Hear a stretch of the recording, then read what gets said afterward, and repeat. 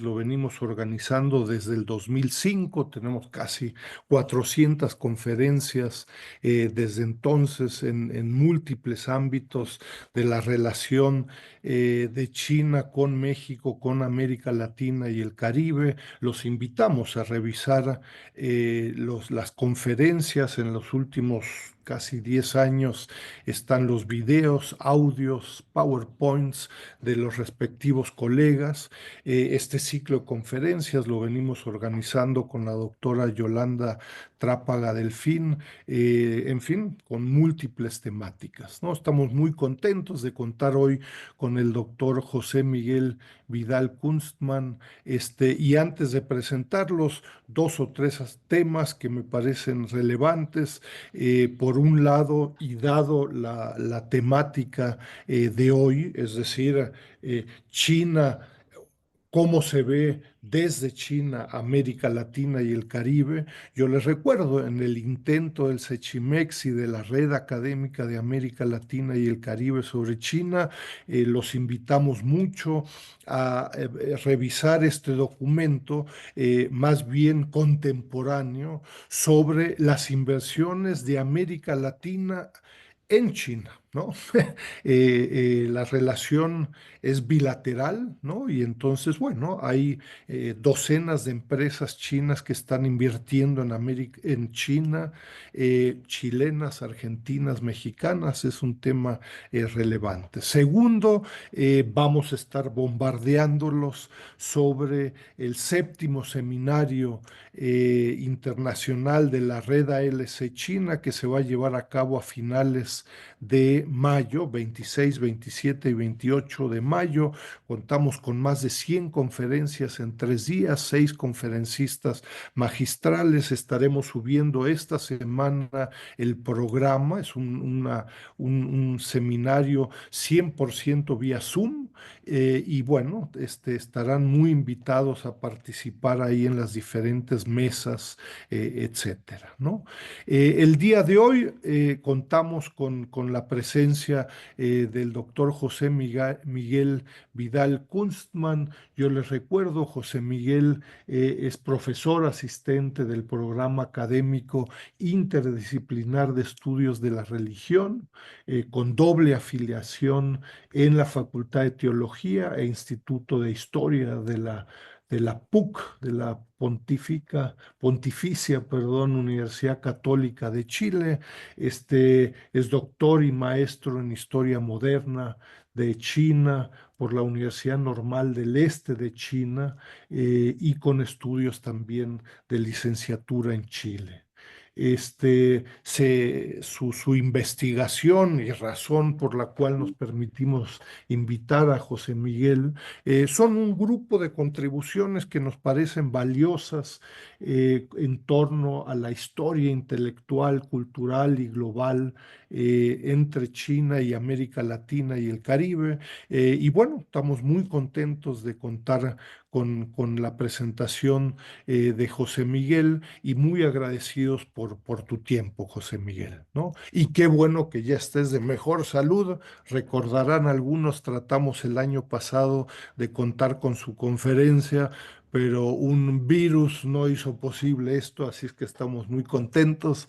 Y te recuerdo, se trata de una presentación de unos 45 minutos, un poco más, un poco menos, y logramos las preguntas, sugerencias, críticas vía el chat, sobre todo de Zoom. Si tienes problemas, te ayudamos, para eso estamos, ¿no? Bienvenido, José Miguel. Bueno, muchas gracias Enrique, muchas gracias Yolanda por la invitación. Realmente muy contento de estar acá finalmente tras el virus que me afectó y no lo pude hacer. Fue muy triste no poder hacerlo en ese momento. Y bueno, muchas gracias por este espacio también, porque ya le comentaba a Enrique que a través de la difusión de esta charla me puse en contacto con muchos amigos mexicanos que hace mucho tiempo no conversaba con ellos, así que ha sido muy bonito también por esa parte. Voy a compartir, ¿no? Que ya está activado para que yo comparta el PowerPoint, ¿no? Por favor, sí, Eh, tienes todo para compartirlo. sí, ahora está. Un momento, ahí está, ahí va. Perfecto. ¿No? Ajá, se ve muy bien. Ahí se ve bien, se Se ve ve la perfecto. primera Sí, página. Perfecto. Me avisan cualquier cosa si es que a veces problemas con la conexión se puede cortar cuando mientras más hablo, más se empieza, parece que empieza a usar más datos el internet y se empieza como a estresar así que quizás es. hable tanto. Bueno, cualquier cosa me avisan ahí si se está cortando. La presentación de hoy día, primero, yo he estado trabajando en verdad los últimos 10 12 años desde doctorales. He estado trabajando en el tema de básicamente cómo se fue construyendo conocimiento sobre América Latina en, eh, en China, ¿ya? Y por el momento me he dedicado principalmente a la China imperial tardía, hasta comienzos del siglo XX o finales del siglo XIX. En esta ocasión, lo que voy a presentar es principalmente cómo informaciones sobre América Latina llegaron en textos sino-protestantes. Estos son textos escritos por misioneros protestantes, em, quienes escribieron en chino sus textos, en algunos casos con ayuda de intelectuales chinos, y su impacto en dos obras chinas, que las voy a mencionar en breve, en dos textos escritos por letrados chinos a mediados del siglo XIX, quienes recepcionaron esta información o la integraron dentro de sus obras geográficas, histórico-geográficas. Eh, el título que le puse arriba, lo voy a explicar un poco: una nueva región para convertir a China y repensar el mundo, a dos cosas.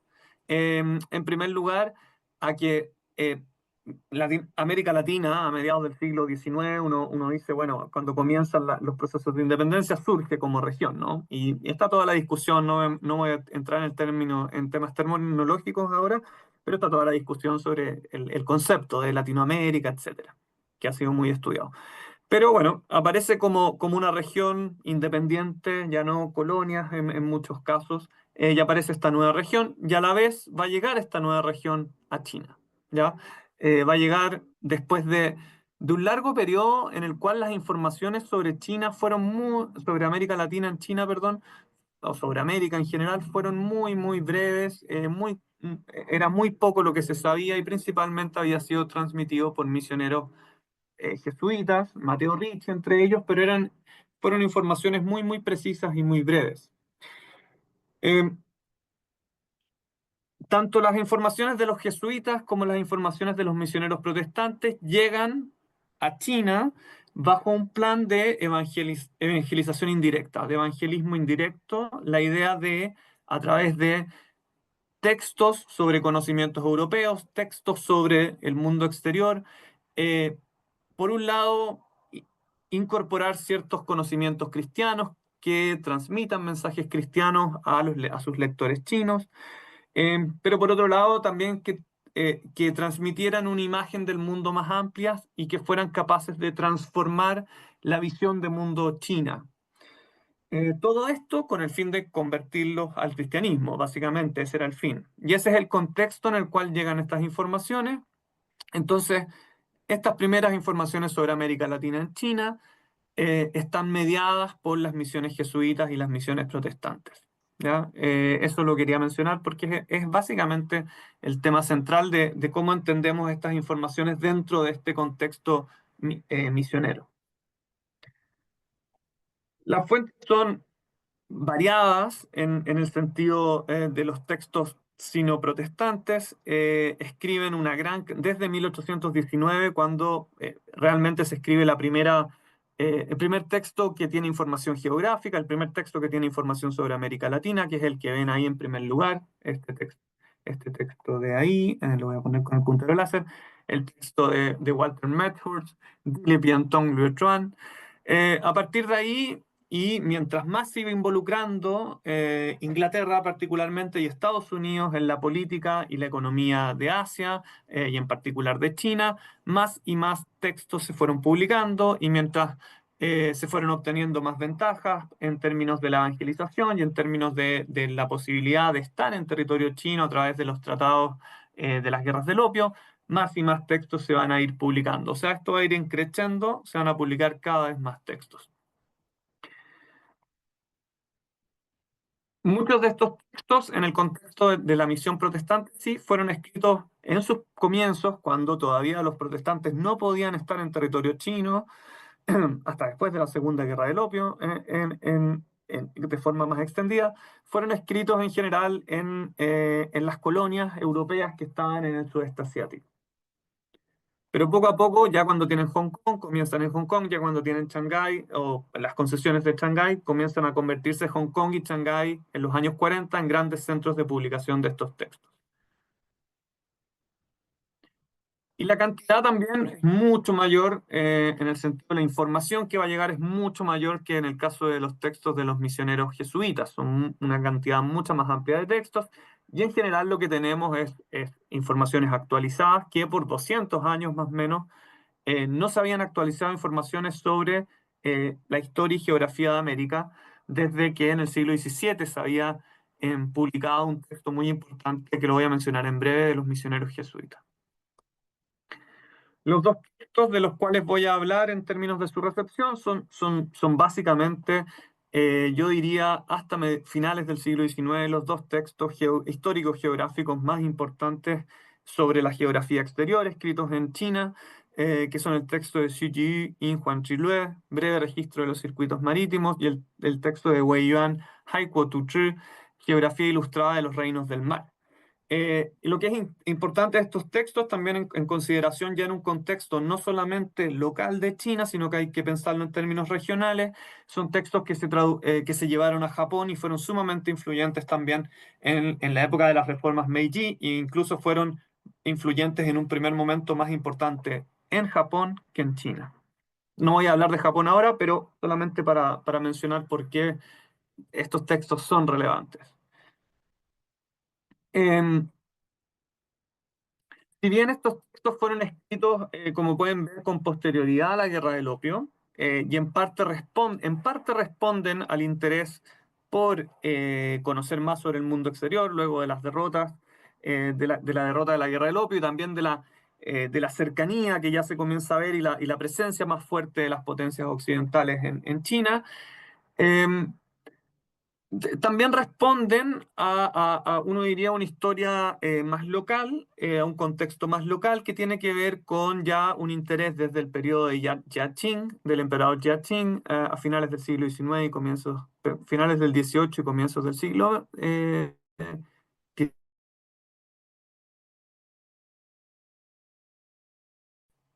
los letrados chinos de tomar un nuevo control de asuntos de geopolítica. Y no solo geopolítica, sino que también política exterior, política interior del país, en términos de realizar reformas económicas, sociales, políticas, hasta militares. Eh, Eso se entrelaza con el efecto que tienen las guerras del opio. Ya aparecen estos dos autores, en este caso, que ya estaban de antes involucrados en este tipo de propuestas reformistas, eh, escribiendo estos dos textos que son sumamente influyentes. Entonces, brevemente, la presentación de hoy lo que tiene como objetivos básicos son establecer simplemente a grosso modo, porque no tenemos tiempo para ir en detalle, pero qué conocimientos sobre América Latina, en este caso, estaban disponibles en China para el periodo en cuestión. Eh, y sobre todo analizar la conexión discursiva entre estos conocimientos y los objetivos que tenían los misioneros protestantes. Y finalmente analizar cómo estas informaciones fueron integradas y reflexionadas dentro de lo que se puede ver a través de cómo seleccionaron e integraron esta información en estas dos obras que les mencionaba. En términos de campos de estudio, uno diría, esta presentación y esta investigación pretende ser una contribución a el área de estudios muy específica, que es el encuentro sino-protestante y la circulación de saberes occidentales en China, en la China imperial tardía, de manera muy amplia.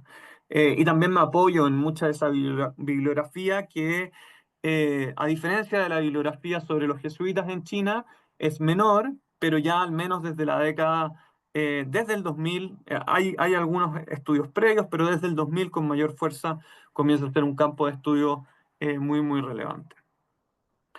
Eh, y de alguna forma trato de contribuir a un campo de estudio, yo diría, no definido ya, pero que uno diría el campo de estudio de los conocimientos sobre América Latina en la China imperial tardía, lo cual no hay mucho. Y también a futuro, esta investigación también intenta aportar con la historia de las, en más general, la historia de las interacciones sino-latinoamericanas. ¿Y por qué digo esto? Porque eh, cuando en la segunda mitad del siglo XIX, cuando los primeros diplomáticos chinos vengan a América Latina, eh, muchos de ellos van a traer, por ejemplo, el texto de Xi Yi, o van a haber leído a Wei Yuan, o van a tener estas imágenes sobre América Latina traídas por misioneros protestantes cuando ellos vengan a ver el tema, sobre todo de la migración y también relaciones económicas con América Latina en la segunda mitad del siglo XIX. No me voy a referir a eso hoy, porque también es un estudio que va en camino, pero es importante, por eso siento que considero que es importante este periodo en sí, este periodo de construcción de conocimiento sobre América Latina, en términos de también lo que fueron posteriormente las relaciones diplomáticas formales o informales entre naciones latinoamericanas y China. Si uno piensa en las fases de transmisión de informaciones sobre América Latina en la China imperial tardía, resulta coherente dividirla en cuatro fases.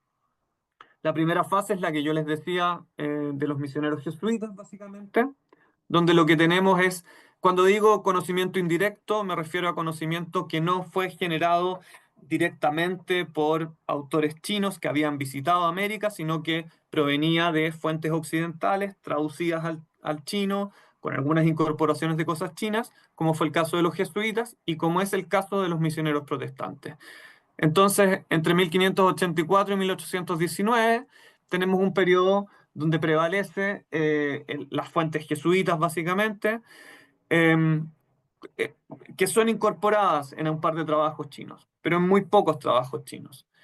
Y en el segundo periodo lo que tenemos es que prevalecen los textos protestantes, hay otros textos también, pero en este caso nos vamos a centrar en los protestantes, que son los principales, que también van a ser incorporados en algunos textos chinos, dos de ellos los que voy a discutir ahora. 1860, 1895, no me voy a referir a 1895-1911 por ahora, marca un periodo de cambio muy grande. Y el principal cambio es que tenemos los primeros diplomáticos chinos que vienen a América Latina eh, y tenemos los comienzos básicamente de las relaciones sino-latinoamericanas y donde el tema de la migración comienza a ser mucho más relevante. En el periodo previo a 1860, las relaciones son muy tenues, no hay mayores relaciones entre hay relaciones entre América Latina y China, pero no tienen un impacto en la tradición intelectual, académica, histórica, geográfica china, realmente. El impacto no llega por las relaciones con estas regiones, sino que el impacto llega a través de esta gran producción de conocimientos sobre la geografía e historia mundial traída por misioneros protestantes.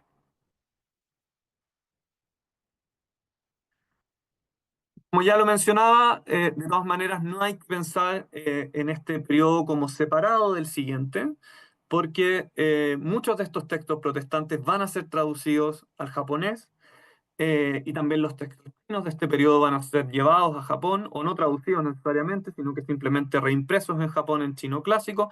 Y luego de las reformas Meiji y del impacto que va a tener eso también en en la intelectualidad china y en la política china, van a volver a impactar a a la tradición china, ahora con una vuelta por Japón.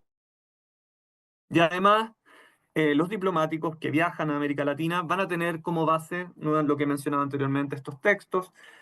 Un ejemplo de eso es Fu Yulong, quien viaja a Perú y a Chile y a otras regiones de América Latina y escriben estos diarios de viaje o reportes pseudo oficiales de sus estadías en América Latina.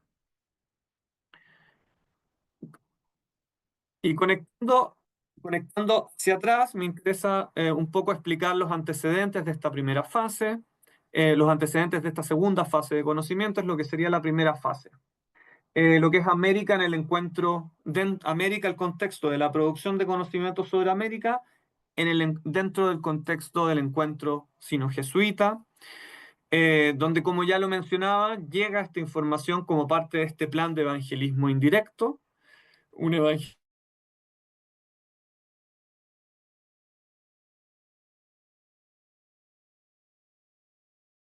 cosmográficos, eran como instrumentos de la existencia de Dios, percibir la existencia de Dios y finalmente probar su existencia. Estos trabajos de los jesuitas en general son bastante corporativos, por así decirlo, en la idea de la misión jesuita, en general de la estructura corporativa que tienen los jesuitas en general. Entonces estos trabajos, que son varios, pero más o menos todos repiten la misma información, todos repiten el mismo vocabulario, los mismos términos. Son en ese sentido que están textos que están en armonía y que no se consideran necesariamente la obra de un autor o de otro autor, sino como obras totales de la misión. Eh, de conocimiento sobre América Latina hasta que comienzan a publicar textos los misioneros protestantes, es el texto de Giulio Leni en colaboración con Yang Tingyun, Trip Van YG, Restricción Geográfica 1623. En su los América colonial es muy breve lo que se sabe, pero voy a mencionar un poco. Otro punto es que más allá más allá del tema de la ciencia, en el sentido más amplio, el tema de mostrar geografía del mundo, sobre las distintas regiones, que según lo que se conocía en este momento en el Renacimiento, los últimos avances de la ciencia geográfica, hay también un interés muy fuerte que también congenia, que también se conecta con la tradición renacentista sobre los atractivos exóticos y fantásticos que se podían presentar sobre el mundo, lo cual eh, se ha demostrado que los jesuitas lo intentaron hacer, también intentaron enfatizar esas informaciones exóticas o fantásticas con el fin de atraer la atención de letrados chinos que a finales del siglo XVI y comienzos del siglo XVII eh, tenían un interés, existía una tendencia, un género literario incluso, tendiente a escribir sobre situaciones fantásticas y en las cuales el mundo exterior, el mundo más allá de lo conocido, se convertía en parte de este imaginario.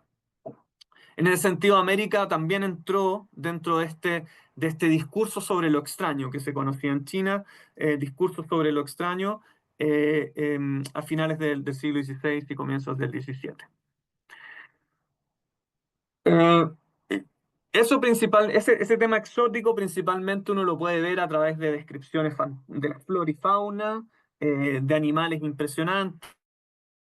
En Chile le decimos ñandú a los no me acuerdo el nombre ahora cómo se le conoce en otros lados, pero bueno, eh, animales con características híbridas en muchos casos que se asociaban con tradiciones mitológicas, muy asociados con el clásico de las montañas y los mares, el Shanghai Jing en la tradición china.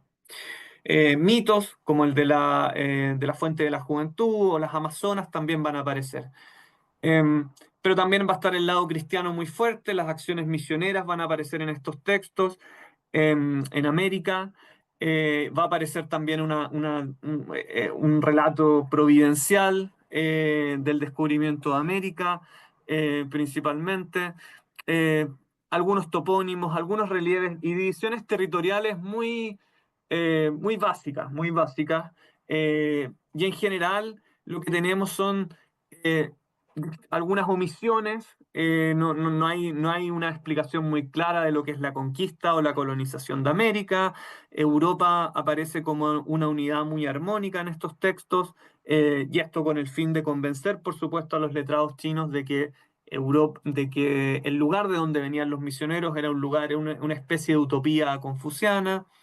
Eh, Y dentro de esto, entonces, el encuentro con América, el encuentro de los misioneros con América y de los exploradores europeos en América es un encuentro de armonía y es un encuentro que trae beneficios principalmente morales y principalmente de traer el cristianismo hacia las tierras americanas. ¿Ya? Un discurso bastante típico de lo que uno diría geografías eclesiásticas del periodo renacentista en Europa. Pero son realzados esos puntos en estos textos.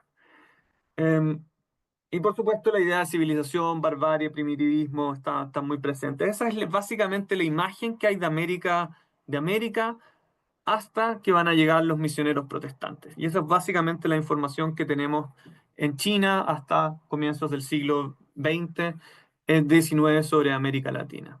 Más allá de que el galeón de Manila, puede ser, y ese es el tema, puede ser que el galeón de Manila haya acarreado cierta información entre los mercaderes chinos o entre grupos, pero esos no son los grupos que escribían, por lo tanto, no, o si escribían no quedaron sus textos, pero en general no eran los grupos de gente que iba a escribir un texto geográfico, por lo tanto, si es que quedaron registro de eso, no lo sabemos. Eh, pero lo que tenemos en la tradición intelectual china son estas informaciones que fueron luego recepcionadas en algunos textos, algunas enciclopedias las preservaron, algunos textos las incorporaron y las adaptaron. En general, lo que sucede cuando las adaptaron en todos esos textos que pueden ver ahí, son Xiong Renglin, Liu Ziyun y Xu Chaoyun, esos tres textos, es que ellos van a quitar la parte cristiana, providencial de los relatos, las acciones de los misioneros van a ser eliminadas, etcétera. Se les va de alguna manera eliminar el discurso evangelizador y cristiano que tenían esos textos. Y se les pueden hacer otras adaptaciones, en algunos casos no aceptar la idea que América es un continente, sino que incorporarlo a la cosmografía más tradicional, de algunas de las cosmografías más tradicionales chinas, como lo podemos ver en este mapa de Wang Junfu, mapa completo de los 9 bordes del Gran Ming, de las huellas del hombre, de las rutas de viaje, de las miriadas de reinos, un título muy chino, ¿no? Parece como un cuento de Borges el cuento, el título del texto, pero ese mapa básicamente fueron un tipo de mapa que fueron creados y que tenían gran importancia en la tradición china. Son mapas que no necesariamente tenían como fin demostrar una precisión exacta geográfica sobre cómo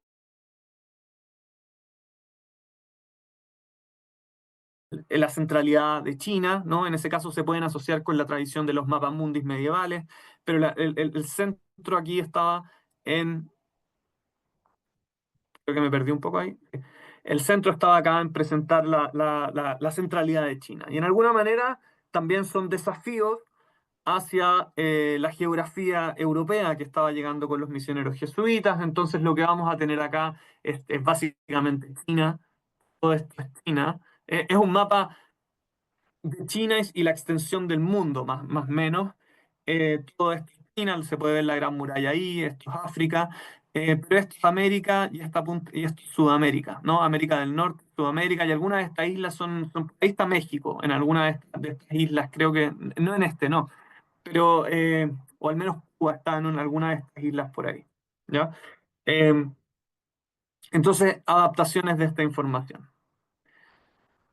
Cuando llegamos, pasamos ahora entonces, ahora directamente al tema que era el de esta presentación, pero me parecía importante hacer esta relación entre este periodo en el medio de dos periodos muy distintos. Uno, el periodo dominado por la transmisión de información, el que viene más adelante, un periodo en que ya las relaciones con América Latina se van a establecer de forma más constantes y más importantes.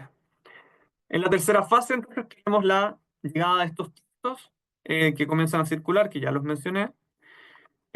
Y tenemos entonces a los misioneros protestantes tomando en gran parte varias de las ideas, o sea, no inventan algo nuevo, en el fondo la producción geográfica de los misioneros protestantes o la producción sobre la historia mundial de los misioneros protestantes en chino sigue en gran parte lo que ya habían hecho los jesuitas, y ellos también van a tomar la idea de esta idea de un evangelismo indirecto. El evangelismo indirecto también surge de la situación que, y principalmente en el caso de los misioneros protestantes, ellos no están en territorio chino en un comienzo, y su capacidad de evangelizar en el interior de China está muy limitado, incluso hasta mediados de 1860, cuando se les va a dar permiso luego de la Segunda Guerra del Opio para evangelizar en el interior de China, está muy limitado a las concesiones, a Macao y a ciertas regiones costeras. Entonces ellos, y por otro lado, están muy reducidos en personal, son muy pocos. En los primeros 30 años de la misión son alrededor de 10 misioneros protestantes, son muy pocos los misioneros protestantes que están ahí. Y no tienen conexiones tampoco, a diferencia de los jesuitas, con el poder chino, con la intelectualidad china, etcétera. Entonces, van a tomar esta misma idea del evangelismo, de una evangelización indirecta, una evangelización a través de los textos, de la importancia de producir textos escritos. En este caso, son distintos los textos que producen, pero en este caso eh, sobre lo que me importa a mí, sobre la geografía y la historia mundial, porque es en estos textos donde va a llegar la información sobre América Latina, que es el objeto de mi investigación en este caso. En lo que uno diría la producción de textos seculares, como en, siempre es relativo, ¿no? La división entre lo que es secular y lo que es religioso en textos producidos por misioneros, por personas religiosas, es siempre relativo que un texto de la geografía mundial no sea un texto religioso en este sentido, porque en verdad en su objeto central, en su matriz central, estaba la idea siempre de la evangelización y siempre estaba la idea de que el mundo se construía en base a esta imagen cristiana protestante en este caso. Eh, pero en particular, estos textos se alinean con el interés de lo que podríamos resumir como abrir a China. Abrir a China en relaciones comerciales y en relaciones políticas con el exterior. Y que realizan reformas en su política proteccionista comercial y en sus políticas de estar cerrado a un sistema de relaciones internacionales donde China no se ponga en la centralidad de este, ¿no? Sino que actúe de igual a igual con otras naciones, que va a ser un largo tema durante el siglo XIX en el fondo. Pero estos son los inicios de eso. Estos son los inicios y los misioneros protestantes juegan un rol en ello. Entonces, en el centro de esta creación de conocimiento está esta idea del evangelismo indirecto, está esta idea de abrir a China a transformaciones comerciales y políticas, y en parte de esta idea de abrir a China a transformaciones comerciales y políticas está la idea eh, de que China o que la intelectualidad china, el imperio Qing, tenga la percepción de que el mundo es mucho más grande de lo que ellos pueden creer, de que hay otras potencias en el mundo, de que hay otras regiones muy poderosas y que están en desarrollos incluso superiores a lo que es la dinastía Qing. Em, eh, Estos textos son escritos por misioneros británicos o misioneros, la mayoría son británicos, pero hay un par de misioneros, hay un misionero alemán relevante y un misionero inglés relevante en el periodo que yo estoy hablando, perdón, en el periodo que estoy hablando. Eh, Ponen, por supuesto, son anglocéntricas y uno diría muy protestanocéntricas, y en el sentido de poner a Inglaterra y a Estados Unidos como en esta idea de naciones supremas. Ushan Tricot, la idea de que principalmente Inglaterra y Estados Unidos son las dos regiones más desarrolladas del mundo, los ejemplos en el mundo muchas veces idealizados por estos mismos escritores de esas nacionalidades. Esto lleva en muchos casos a que, por supuesto, está todo el discurso de la leyenda negra, etcétera, donde España y Portugal España principalmente es muy criticado, las naciones católicas en general si bien consideradas como civilizadas, si bien no son consideradas que están en la cúspide de la civilización. Y eso de alguna manera va a chorrear, ¿no? a América Latina. En gran parte eso va a llegar a América Latina, esos discursos negativos sobre las regiones católicas, ni qué decir sobre las regiones, sobre las tradiciones indígenas del continente. Acá tenemos un ejemplo sobre una de las primeras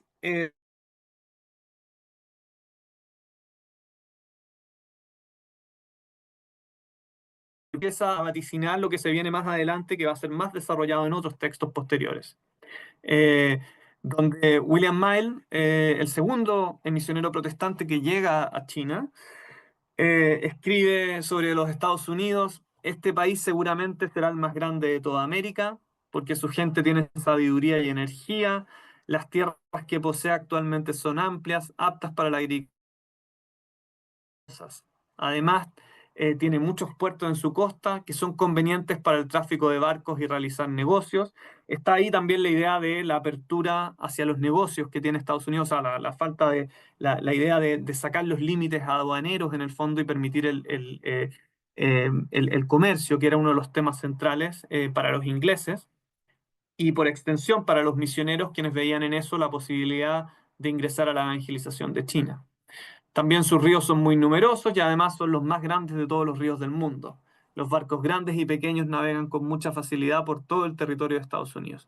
Así, observando su situación, aunque no se haya tenido previamente conocimiento sobre su talento, es fácil prever que este país será grande en las generaciones venideras. Voy a volver sobre esto en breve, pero contestando a la primera pregunta que nos planteábamos, o al primer objetivo de esta presentación, entonces, lo que tenemos es que emerge básicamente esta nueva región que es América Latina, en China en este momento, a través de los escritos de los misioneros protestantes, los cuales van a actualizar las informaciones de los misioneros jesuitas y suplementar grandemente, aumentar con gran importancia lo que los misioneros jesuitas habían presentado. Van a aparecer nuevas versiones de la historia del descubrimiento. Ahora no vamos a tener solo la versión providencialista en ese sentido, sino que vamos a tener, eh, eh, por así decirlo, descripciones más seculares del descubrimiento. La historia colonial va a ser más claramente explicada. eh, la diversidad de poderes que hay europeos que hay en la región y los conflictos entre ellos también va a ser presentada. Los movimientos de independencia van a aparecer, brevemente descritos los sistemas políticos, federalista y las repúblicas. Geografía humana y lingüística va a ser más desarrollado. En fin, eh, vamos a tener mucha más información, básicamente, sobre América Latina y más precisa sobre lo que se sabía sobre esa época, todavía muy breve. En general, no piensen no son escritos muy amplios, ¿ya? Son 2 o 3 líneas por la independencia, 2 o 3 líneas por la colonia, por decirlo así. ¿Ya? Algunos datos más sobre temas económicos y militares se van a entregar, sobre la cantidad de armamento, etcétera, y ese tipo de temas. Por ejemplo, vamos a tener, aquí solamente para ejemplificar, vamos a tener descripciones sobre el mestizaje. Por primera vez va a aparecer una descripción sobre el mestizaje. Entre sus habitantes, dice aquí Carl Gustav, entre sus habitantes se dividen en 4 grupos: los llamados nativos, que son los pueblos originarios; los blancos, que provienen de países europeos; los negros, que fueron traídos como esclavos desde África, eso está mal, desde África. Estos grupos se mezclan entre sí y a veces nacen personas de razas diferentes, quienes también se dividen en 3 tipos: los hijos de madre nativa y padre blanco, o madre blanca y padre nativo, o madre negra y padre blanco.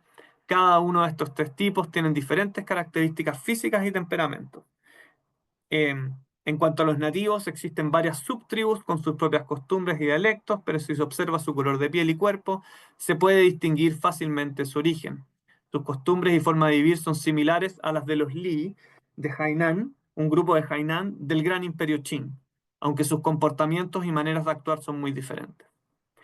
En cuanto a los blancos, la mayoría de ellos son descendientes de los británicos, españoles y portugueses. Los negros provienen principalmente de África y fueron traídos ya sea como esclavos o de manera voluntaria.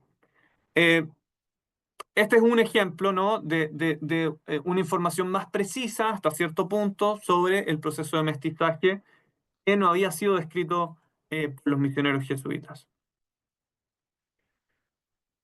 Y si pensamos en torno a la misión, a esta nueva región al servicio de la misión protestante, en el sentido de esta idea de evangelización indirecta, podemos encontrar, yo diría, cinco temas centrales.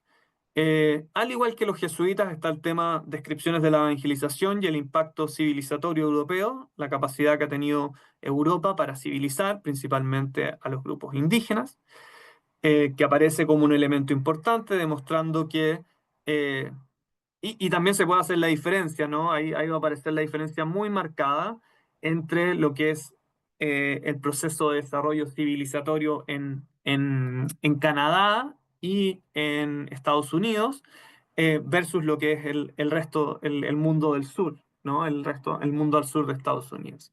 De ahí aparecen también las tres Américas muy claramente definidas: una América protestante vibrante, en desarrollo, una América católica, católica e indígena, ya separada en cierta forma, una indígena, por supuesto, en un estado muy clásico de la época, de salvajismo, versus una católica que está, de alguna manera, es medio ambigua la imagen que hay sobre esta América católica. Es una América que son los criollos, uno diría, que está entre medio, que se ha liberado del yugo español, y ahí los movimientos de independencia aparecen como un discurso importante en el sentido de que se han liberado del yugo despótico que se asocia con el Imperio Español, y ahí hacen el paralelo del despotismo, uno diría, oriental, con el despotismo español, con el despotismo católico, y estos grupos, estos grupos de criollos que se están independizando en América,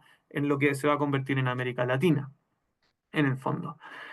Con cierta esperanza, con cierta esperanza. Eh, la historia colonial, bueno, esto ya lo mencionaba, y también formas de gobierno de autodeterminación van a ser relevantes, que va a ser un tema muy relevante en la historia china posterior, pero esas ideas de autodeterminación ingresan con las informaciones de los misioneros protestantes, principalmente con Estados Unidos y con el caso del sistema estadounidense, de la revolución en Estados Unidos, pero tiene una especie de sub espacio también en las naciones latinoamericanas. El desarrollo comercial también es un tema importante, y hay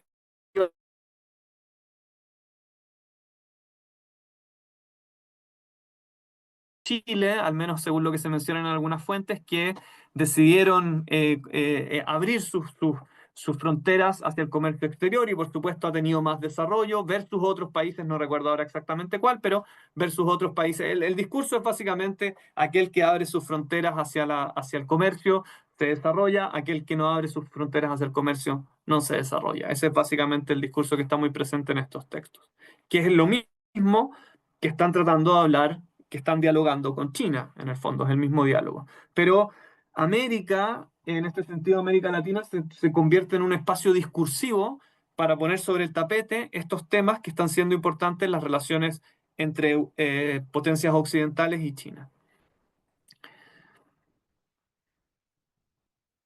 Eh,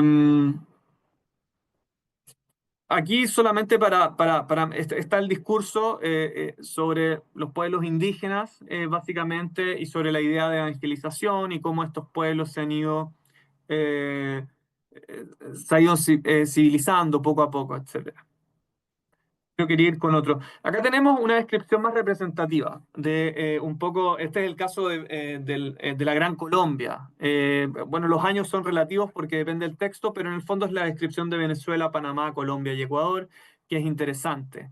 Eh, Acá lo que dice Carl Gutzlaff es: el comercio es aún muy limitado, los habitantes son naturalmente perezosos, sus deliberaciones son lentas y sus acciones están llenas de desconfianza mutua. Les gusta recibir a los viajeros, pero evitan cualquier situación que pueda generar sospecha. Lo que más les atrae es el juego, pero cuando pierden propiedades como tierras o casas, no muestran resentimiento alguno. Todos estos temas, la pereza, el gusto por el juego, la desconfianza, etcétera, son temas que aparecen en distintas regiones de de descripciones de países de América Latina. Tanto hombres como mujeres visten ropas sencillas. Si un hombre recién casado o una mujer hermosa hablan con alguien fuera de su círculo, se considera un crimen y debe ser castigado.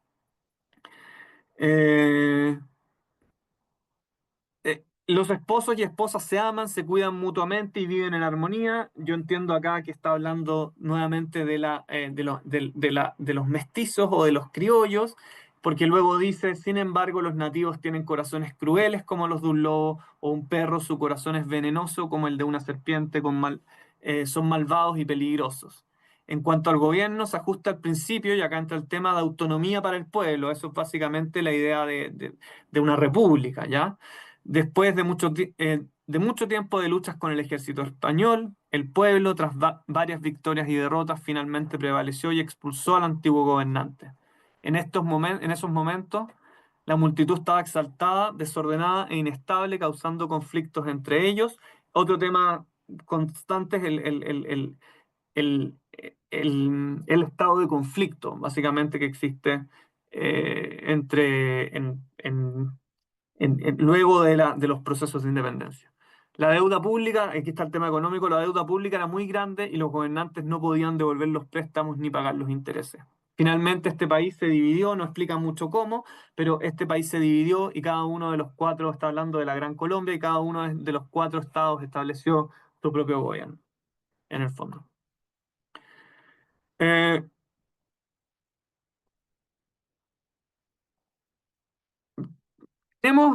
Voy a concluir con esto, pero no creo que alcancemos, porque creo que se va a alargar un poco si seguimos con el tema de la recepción. Eh, pero básicamente tenemos América Latina en este plan de transformar a China, donde tenemos el tema de ajustar sistemas políticos, ¿ya?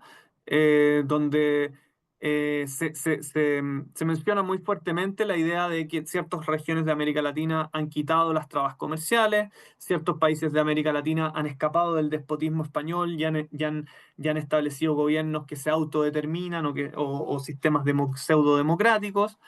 Eh, Está la idea de adoptar tecnología, nuevos métodos educativos y militares, que son tres temas que son centrales también en la historia, en el tema de las relaciones con China, y de rechazar costumbres salvajes, avaricia, mala administración, proteccionismo, descuido por la agricultura, todos temas que nuevamente se pueden relacionar de alguna forma con las relaciones sino-occidentales en ese momento, ¿no? Imperiales, del imperio inglés principalmente, pero también de Estados Unidos en ese momento. Eh, Tenemos una imagen ambigua, uno diría, sobre América Latina. Por momentos aparecen cosas buenas versus otras cosas muy malas. Esa es una imagen bastante ambigua que es bastante común en la época. Entonces, esta imagen que transmiten los misioneros protestantes es bastante más ambigua que una imagen bastante más negativa, uno diría, que presentaban los misioneros jesuitas. Eh, Esa imagen ambigua, por ejemplo, hace que James Legge, en su texto Trijuan Trimenchuque, que es básicamente un texto escolar, es un texto pedagógico para un colegio, donde tiene pequeñas notas sobre distintas cosas de los saberes y una parte geografía. James Legge, de alguna forma, hay una omisión de dónde se ubica, están los países civilizados, están los países semi-civilizados y están los países salvajes. Eh, en la región de salvajes ubica a los indígenas americanos, pero ni en la misión de países civilizados ni de semicivilizados ubica lo que sería la América mestiza o criolla. Esa América no aparece en ninguna de las dos y no está claro dónde está. Nuevamente, James Legge en su texto explícitamente menciona que Estados Unidos e Inglaterra son los dos lugares más civilizados y dentro de las sociedades civilizadas, dentro de los países civilizados, son los más civilizados. Pero América brilla por América Latina, los países de América Latina brillan por su ausencia, salvo por la presencia de los indígenas americanos en aquellos eh, pueblos considerados como salvajes. Bueno, en términos de efectos contraproducentes, voy a finalizar con eso. Hay un tema que tiene que ver con que de alguna forma la imagen armónica que presentaba los jesuitas sobre Europa, y esto lo podemos ver a través de las informaciones sobre América, se derrumba con los misioneros protestantes. Si los misioneros jesuitas mostraban que simplemente Europa, sin mencionar nacionalidades por separadas, había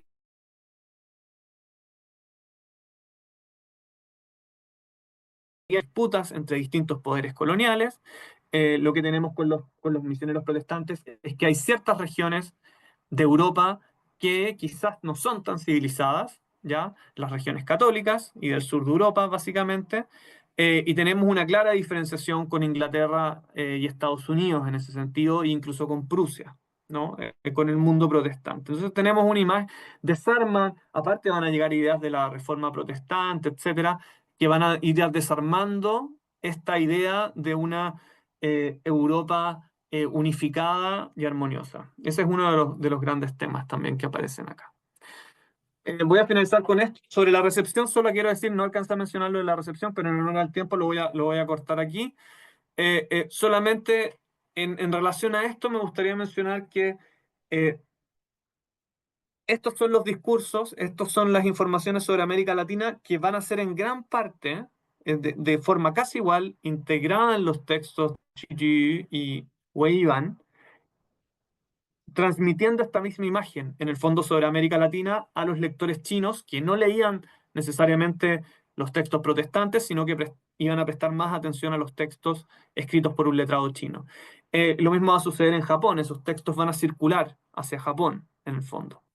Entonces, todo lo que he mencionado sobre esta imagen y sobre estos conocimientos sobre América Latina es básicamente lo que se va a integrar a esos textos. Ahí no alcancé a mencionarlo, pero uno puede entrar más en detalle sobre la forma en cómo esas informaciones se fueron integrando en los textos de Wei Yuan y Haikou Tuchi, y cómo también, de alguna forma, estas informaciones generaron también perspectivas o discusiones geopolíticas en estos autores, principalmente en Xi Ji en relación a ciertos temas con América Latina, que antes no era muy posible de realizar porque no había información suficiente. Perdón, me pasé ahí 2 minutos, terminé en 47, así que con eso los dejo, me abro a las preguntas, sugerencias o comentarios. Muchas gracias. No, muchas gracias a ti, José Miguel. Eh, en fin, muy interesante, muy valioso esfuerzo. Y bueno, por ahí nos comentarás de discusiones incluso de contrapartes chinas, ¿no? Su recepción, etcétera. Será interesante conocer un poco más al respecto. Mira, en lo que se van formulando algunas preguntas, vuelvo a invitar a todos los asistentes a formular comentarios, sugerencias en el chat de Zoom. Mira, en mi función de moderador, ¿no? ¿Será posible, José Miguel, elaborar sobre la relevancia en China, ¿no? Tú señalabas, en fin, grupos relativamente pequeños que tenían acceso a esta información, a estas discusiones, en un principio sin mayores contactos con la intelectualidad. Con Pekín probablemente, pero ¿cuál es en términos cualitativos la relevancia en China de estos escritos? ¿Fue más relevante, no sé, en América Latina, en Europa, en Estados Unidos o en China en su momento? De cuando se hicieron públicos, claro, no era todo esto de forma inmediata vía Facebook, ¿no? Mm. Sino que tomaba mucho tiempo. Pero ¿cuál fue la relevancia de estos escritos en América Latina, en Estados Unidos, Europa y por supuesto en la propia China? Al momento en el periodo de su publicación y posteriormente, ¿no? ¿Tú cómo sitúas estos primeros conocimientos de América Latina en China? ¿No? Sí. Mira, yo creo que bueno, volviendo ahí, que no lo pude terminar muy bien eso, pero estos textos tienen en China principalmente, o sea, son relevantes en China, o sea, no se leen fuera de China, salvo en las comunidades o comunidades chinas en el sudeste asiático. En el fondo, en el sudeste asiático o en comunidades chinas, pero como están en chino, son textos hechos para la lectura de...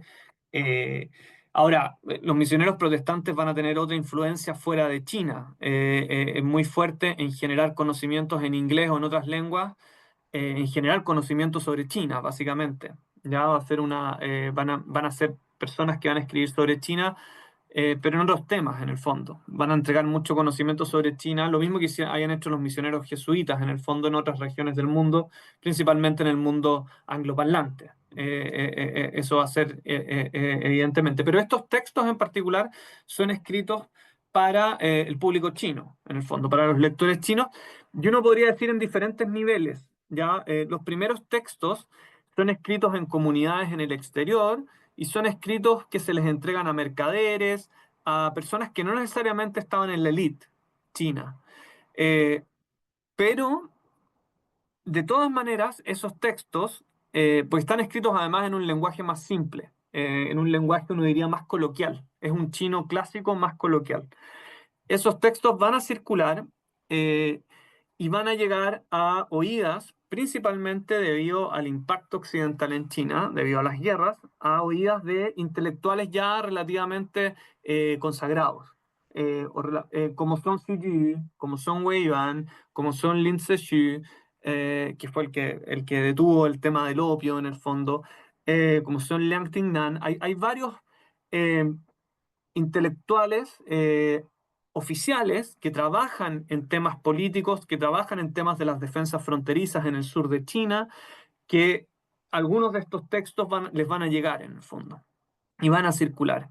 Eh, y a través de ellos, diría yo, que es lo que mencionaba al final, es a través de ellos que estos textos van a circular de forma más masiva. En particular, Xu Yu, Wei Yuan y Haiku Tuchi van a ser los dos textos a través de los cuales va a circular de forma masiva esta información.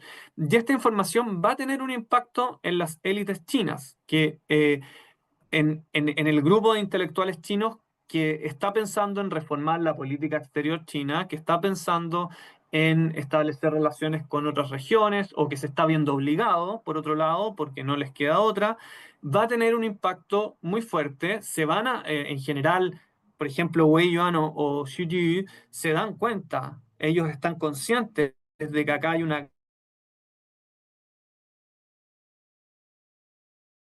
pero les parece que definitivamente es mucho más, eh, está mucho más actualizada y está mucho más precisa que las informaciones que tenían hace 2 siglos de misioneros jesuitas, y ellos por eso los van a incorporar en sus trabajos. Y en el fondo lo que van a estar haciendo ellos es intentar de alguna forma eh, eh, iluminar que la situación internacional geopolítica está siendo mucho más compleja. ¿Ya?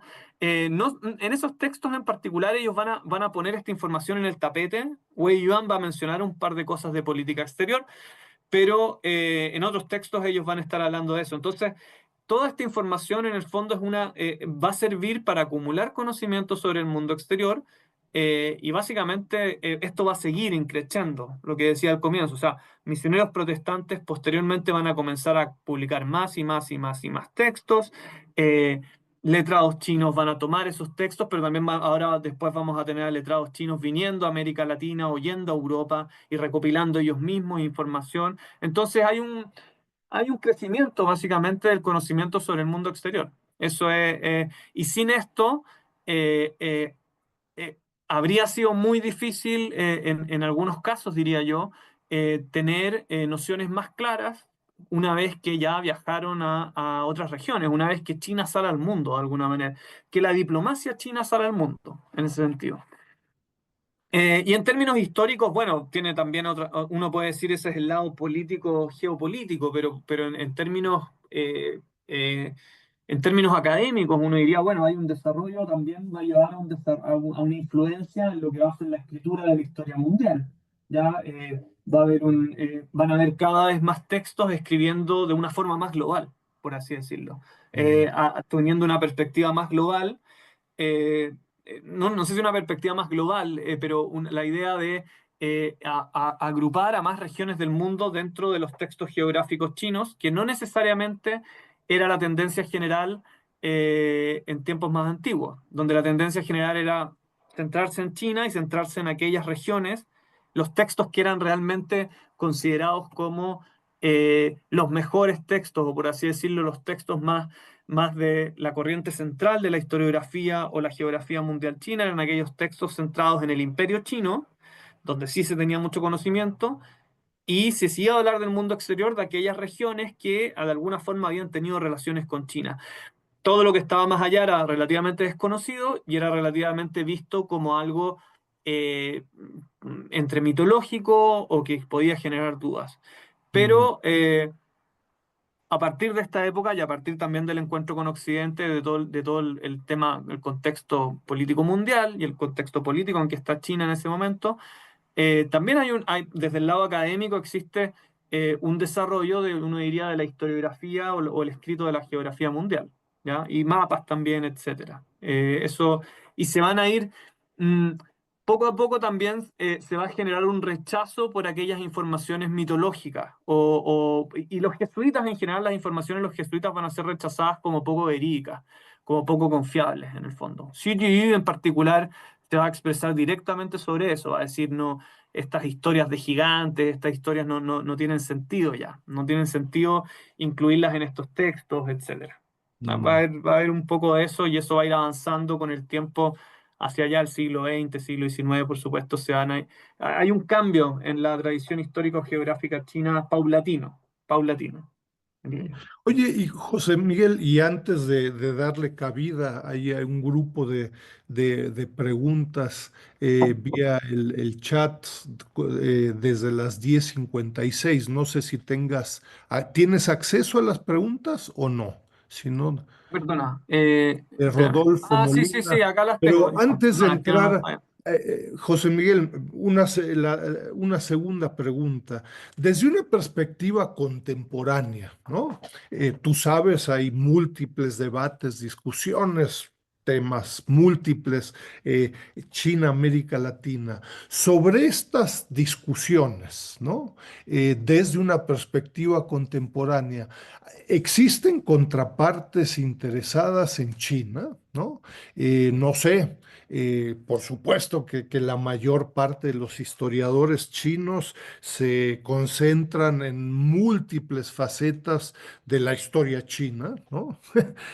Pero existen, no sé, son latinoamericanistas en la Universidad de Nankai, en Pekín, en diversas universidades, en Shanghái, o existen contrapartes con las que con la que tú puedes concretamente tener un diálogo interesado al respecto.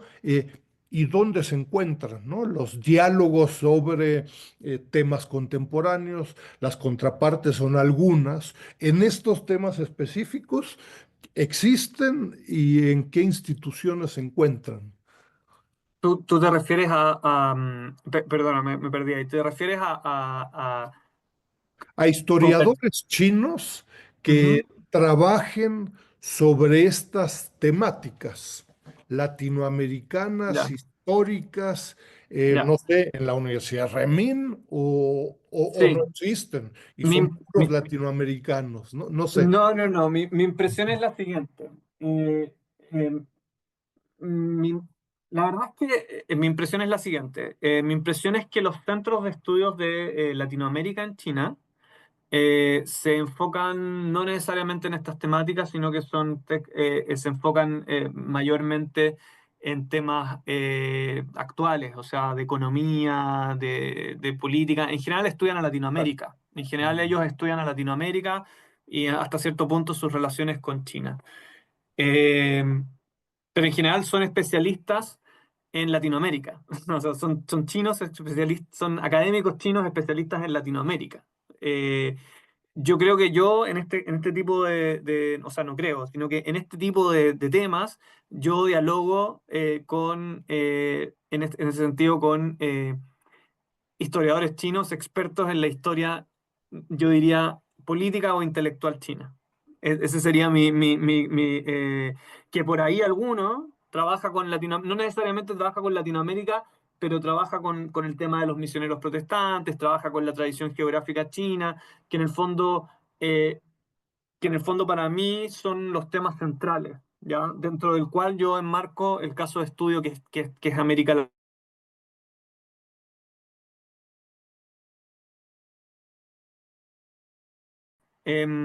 Parece que me quedé pegado, ¿no? ¿Me escuchan? Sí. Se fue un momento, pero regresaste, creo. Ya. Hay pocos sobre, hay pocos estudios específicos sobre, bueno, eso es un poco el área que yo trabajo porque también me di cuenta que habían pocos estudios específicos sobre esto. Eh, pero mi investigación dialoga con grandes temas que son de la historia de la China moderna, en el fondo. Entonces, de alguna forma, mis interlocutores son más que los centros de estudios latinoamericanos, son gente que está en los institutos de historia o en general en los institutos de historia en China, sí. Sí. Entiendo.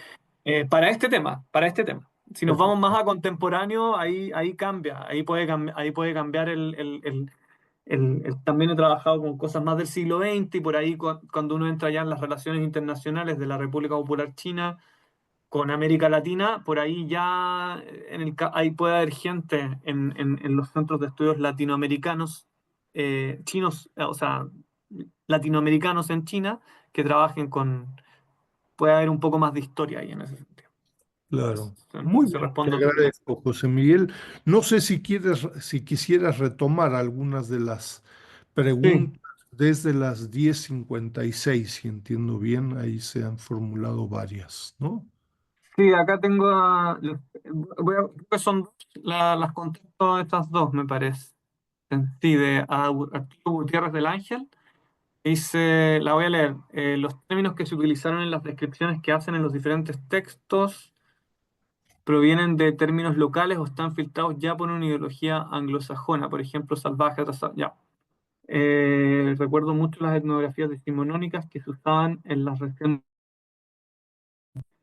Eh, bueno, el término de las traducciones, que es lo que me pregunta ahí Arturo. Bueno, cualquier traducción es una interpretación, ¿no? Nunca una traducción puede ser completamente precisa. Lo cierto es que cuando uno traduce del chino, hay varias o cuando uno escribe en chino, tratando de escribir un conocimiento, en este caso misioneros protestantes están escribiendo conocimiento occidental basado en fuentes occidentales y lo están traduciendo al chino, en el fondo.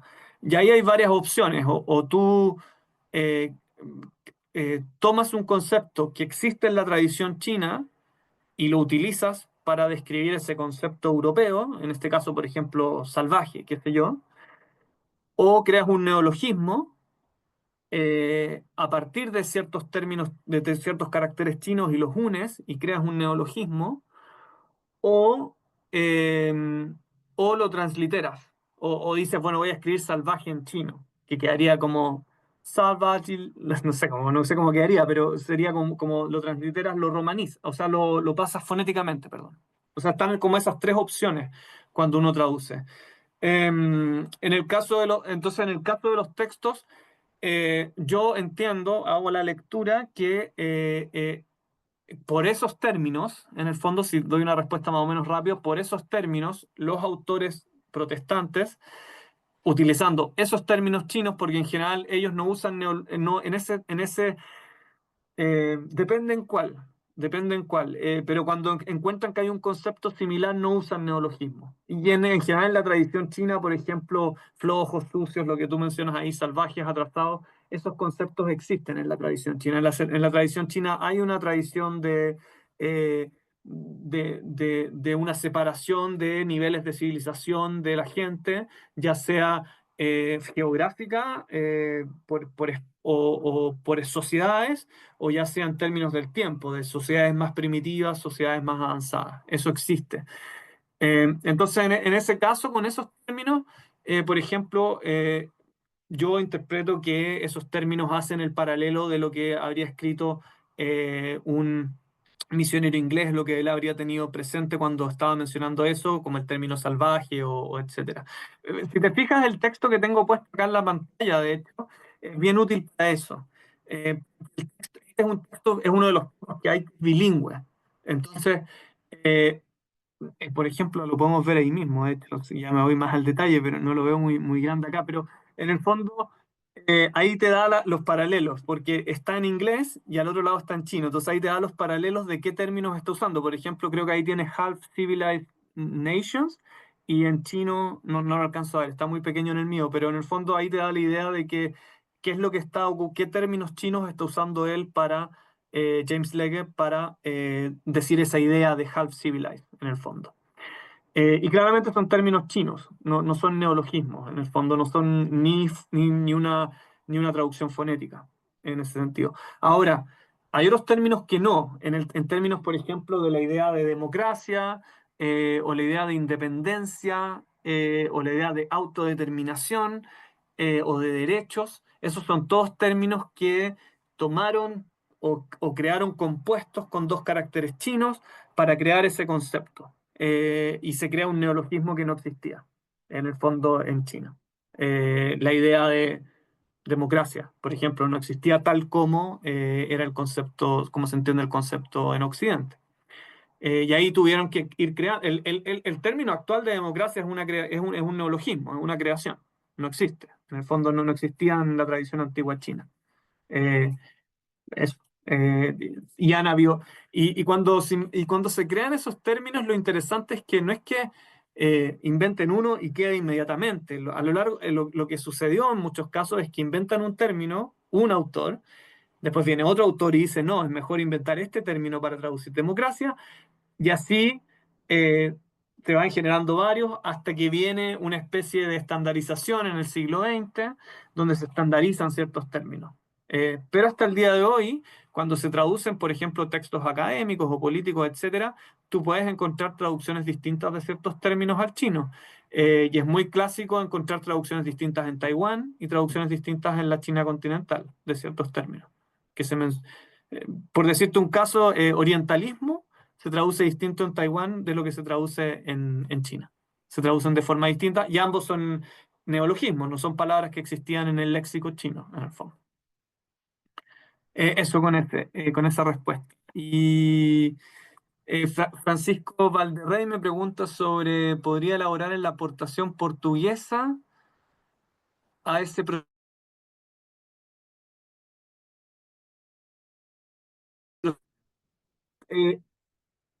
Hay un autor portugués, bueno, macaense, ya es un hijo de portugueses que nace en Macao, que escribe una de las geografías históricas más influyentes del siglo XIX. Y no lo mencioné acá porque me estaba centrando en los misioneros protestantes, pero es muy interesante porque esa geografía histórica hace un contraste con la visión protestante.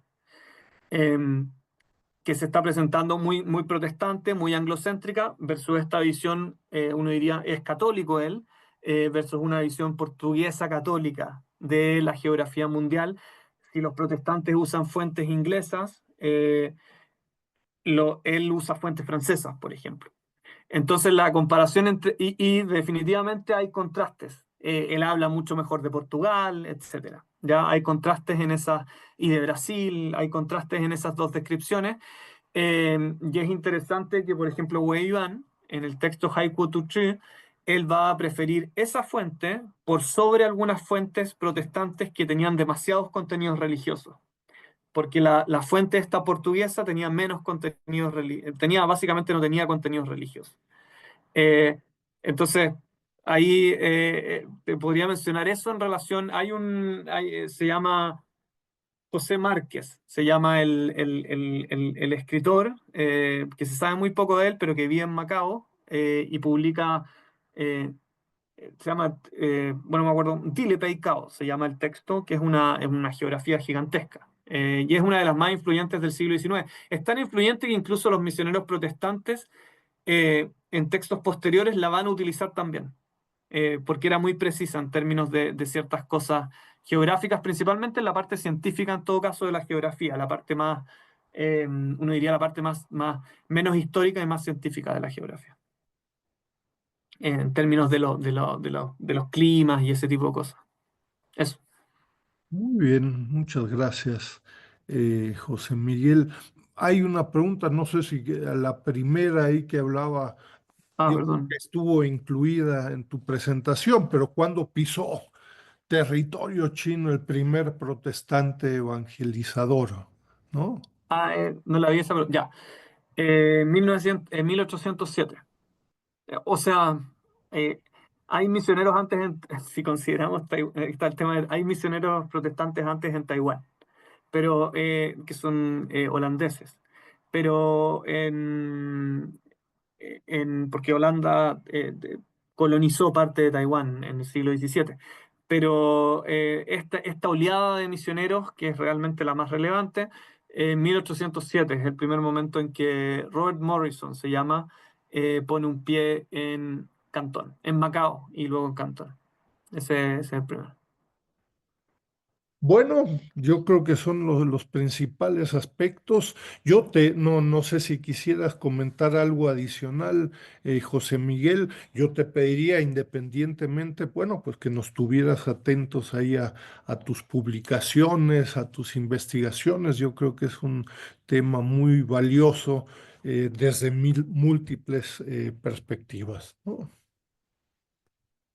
Sí, claro, ahí yo los voy a estar, espero que pronto viene un artículo sobre esto, sobre un texto en particular y probablemente dos artículos más uno está en camino, el otro viene probablemente pronto y va a haber Mm. otro más también, pero no quiero adelantarme no quiero generar tantas expectativas, pero van a haber cosas sobre esto, vienen pronto en camino de aquí al otro año, este año y al otro año. Yo creo que sí, vienen como tres o cuatro publicaciones en relación a esto.